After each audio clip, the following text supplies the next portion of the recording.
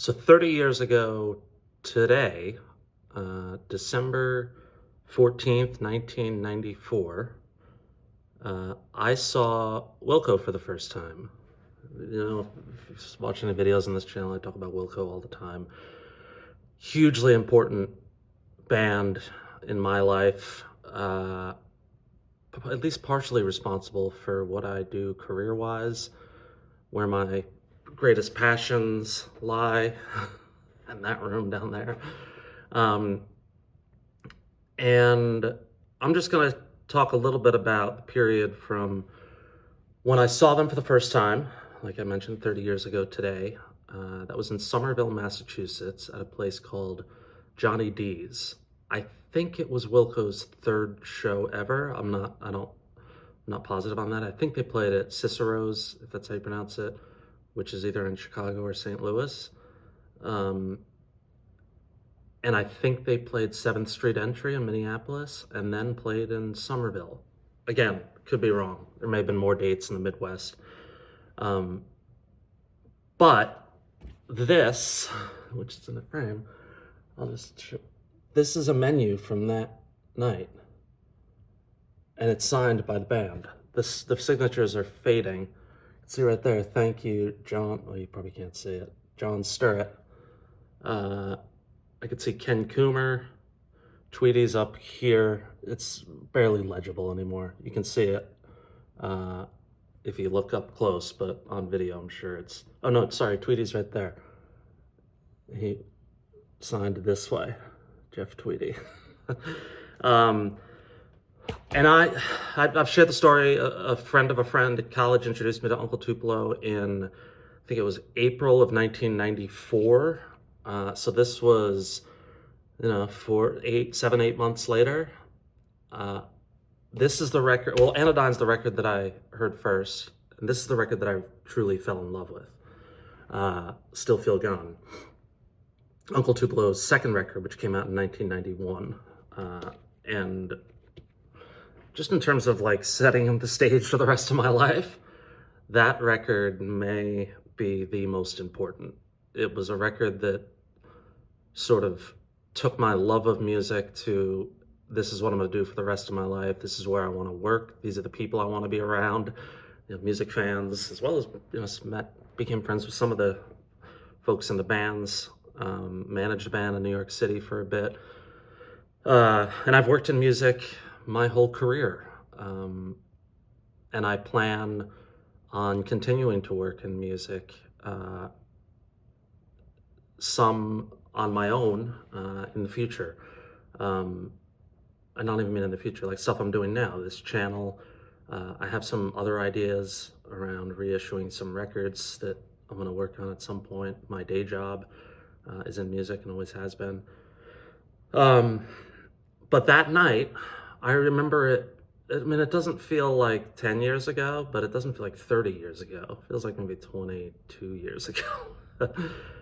I remember it was during finals, I'm pretty sure. I think I may have had a final the next day, December 14th. That's right before we leave for break. So that would add up. And I remember I tried to get my buddy Brian to go. I've talked about Brian a lot here. He's turned me on to so much music. He's one of my closest friends. I wish I got to see him more than I do. I get to see him every few years. I'm hoping I'm gonna change that.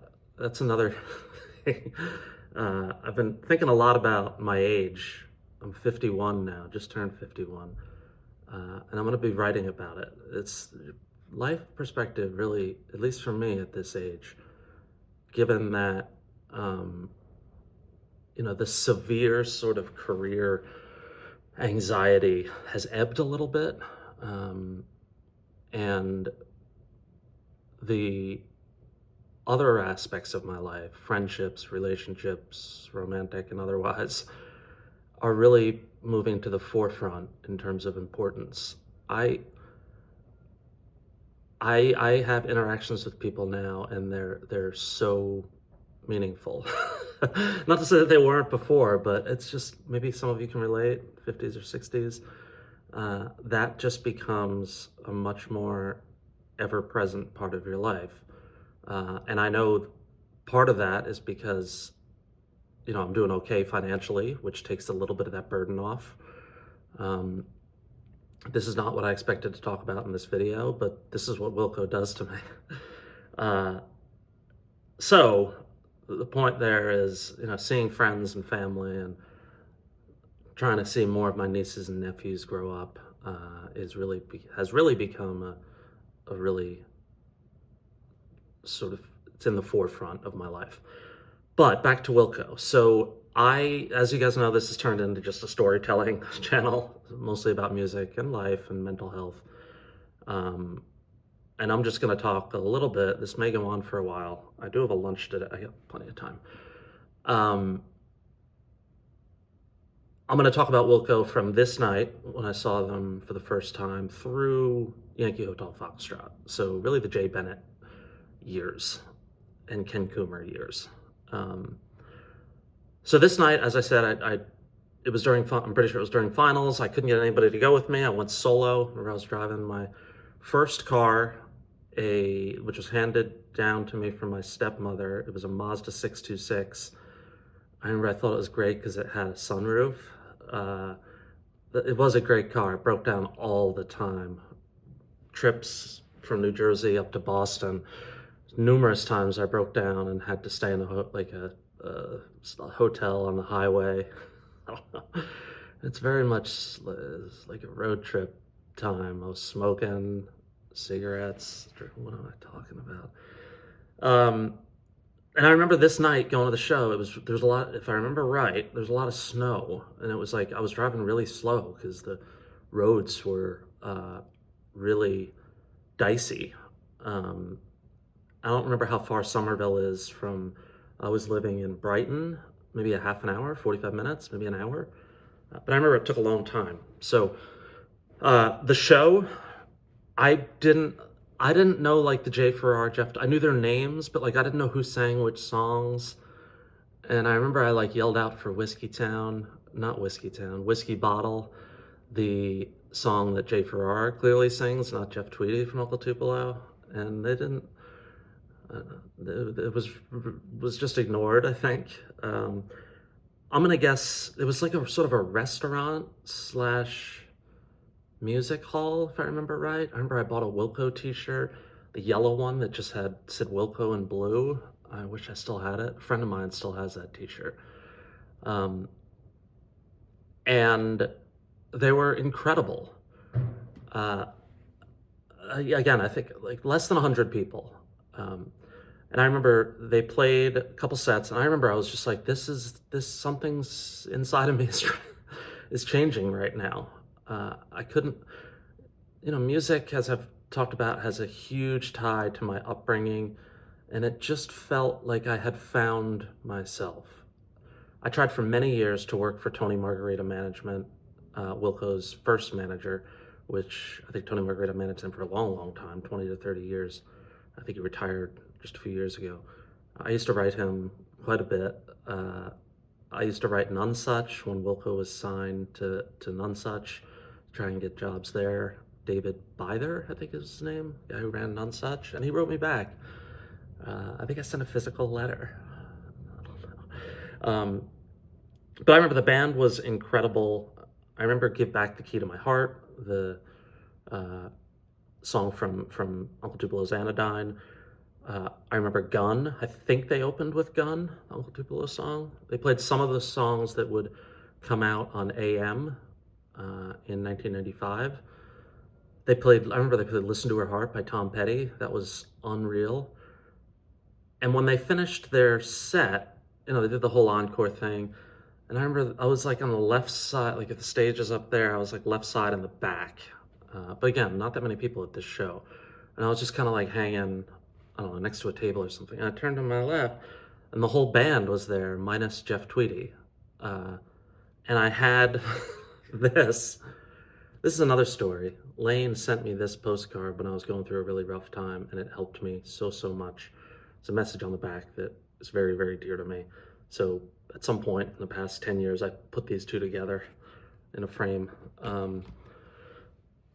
And I sort of turned to the band and I handed them a pen. And I remember, I think Ken Coomer took it first. He's like, yeah, no problem. Signed it and handed it Jay and Max. And then they said, like, just wait here until the show ends and Jeff will come sign it. And he did. Uh, and it was just a great, great night. And I remember driving home or driving back to, I was living in a house at that time with a bunch of college roommates. I can't remember where I was living then. And just thinking, this is it. It's like, the only thing I can equate it to, which I've never been married, is like finding that person. I found something leading up to that night, as well as like when I first saw Springsteen and first saw Fleetwood Mac and Neil Young in '91. But this night, like, sort of solidified. And back then I was like super insecure. Like, I was like, I can never work in music. What kind of job am I going to do? I don't know how to do A&R. And my early music career, I didn't have great jobs. I sort of just took what came my way.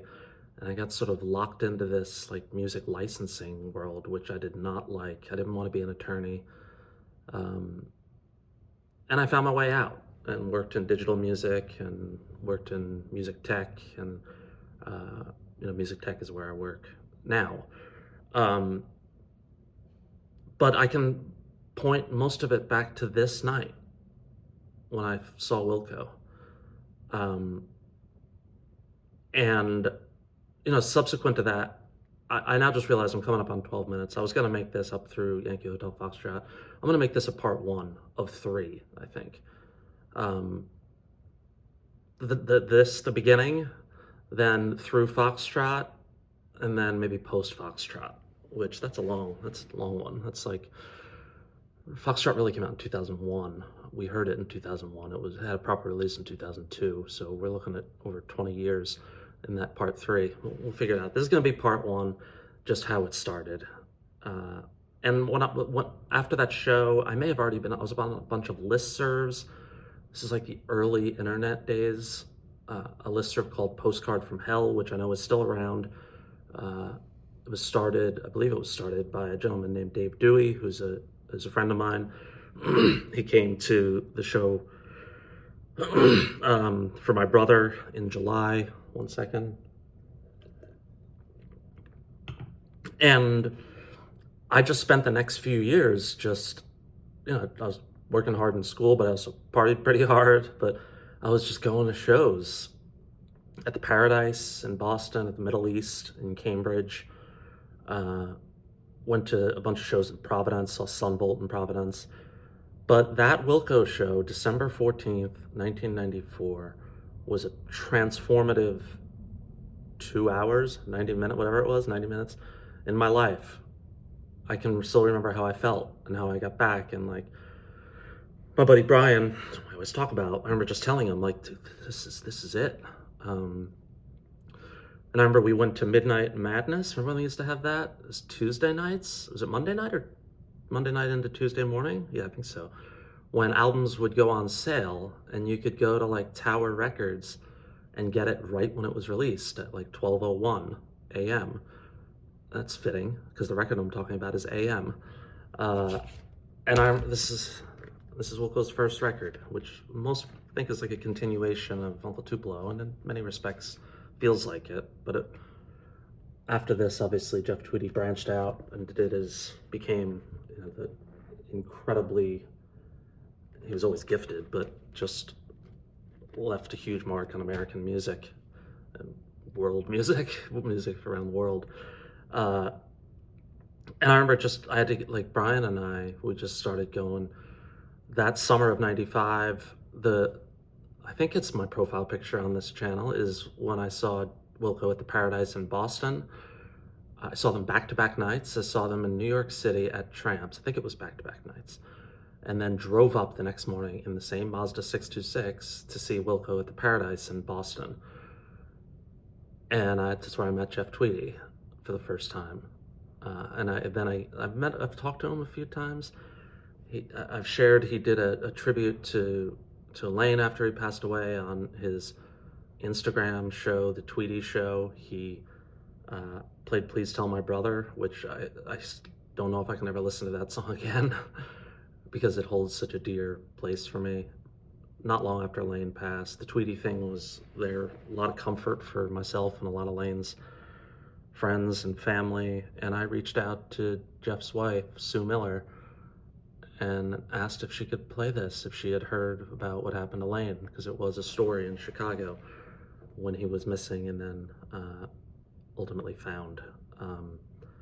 And he played it that night, and he looked moved. And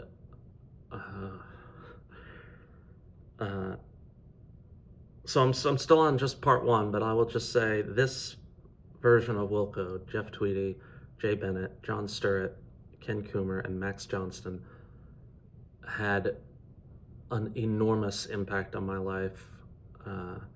Each member of the band, Lane and I, in the summer of '95, saw Wilco and the Jayhawks at the Cincinnati Zoo. Lane was out in grad school in Cincinnati. One of the best days of my life. I'm gonna write a short story about it someday. Oh, I think that's what I was referring to at the beginning. My writing, I do have a Substack page. I have like 1 subscriber, but I am gonna start writing more. I've got a lot of stuff coming out. I don't know if it's this age or if it's just stuff I've always wanted to write about, but I'll include a link to that, I guess, here, or maybe in a later video, because I haven't looked at that page in a while. But December 14th, 1994, Somerville, Massachusetts, Wilco, I don't remember if there was an opener, changed my life, and I'm now 51 years old, and it feels like my greatest passion in life got started that night, like officially started. And somehow I found my way and was able to build, a pretty good career out of it. My friends, like back in New York, San Francisco, LA, all over the country, it's almost all tied to music in one way or another. My closest friends out here, my buddy Jeff, who I've become really close to, it's about music, right? We both worked at Apple, and when he started, there was some line about Springsteen. He has the Guinness Book of World Records for the most like Springsteen songs recited in like under 2 minutes or something. I don't remember what it is. And then he and I just became good friends. I see him pretty regularly now. Covered a lot of ground here, and I could keep going, but what a night, 30 years ago. Thank you to Wilco, Jeff Tweedy, and the rest of the band, and everybody who's in the band, been in the band ever since, and the people, the label, the management, the venues. It's just what a treat and what a incredible experience it has been. So another one coming soon. And thanks for stopping by, and I'll talk to you in a bit. Bye.